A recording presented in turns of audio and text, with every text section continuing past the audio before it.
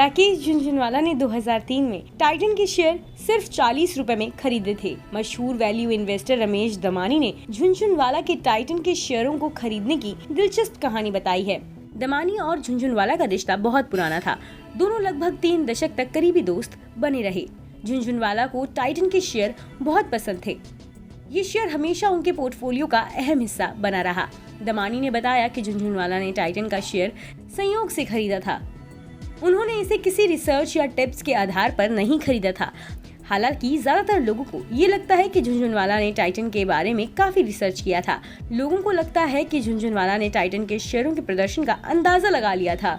दमानी ने राकेश झुनझुनवाला के बारे में एक इंटरव्यू में टाइटन के शेयरों की कहानी बताई है।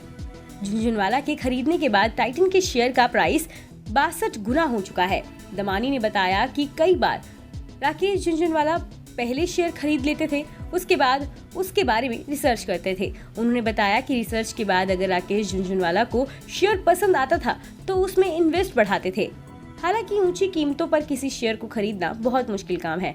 उन्होंने कहा 2003 में उनके ब्रोकर ने उन्हें फोन किया और कहा कि उनके पास टाइटन के 10 लाख शेयर हैं, जिसे कोई व्यक्ति बेचना चाहता है। दमानी के मुताबिक ब्रोकर ने कहा अगर आप 10 लाख शेयर खरीदते हैं तो कीमत प्रति शेयर 40 रुपए होगी। अगर आप 30 लाख शेयर खरीदते हैं तो कीमत 38 रुपए होगी। अगर आप 50 लाख शेयर खरीदते हैं तो कीमत 36 रुपए होगी। झुनझुनवाला 10 लाख शेयर को खरीदने के लिए तैयार हो गए।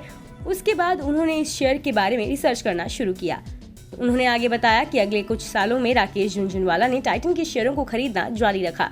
उन्होंने इस तरह की कंपनी के करीब 5% शेयर खरीद लिए। दमानी ने बताया कि ज्यादातर लोग ये जानते हैं कि राकेश झुनझुनवाला ने किसी टिप्स के आधार पर टाइटन के शेयर खरीदे थे, लेकिन ऐसा सोचना गलत है।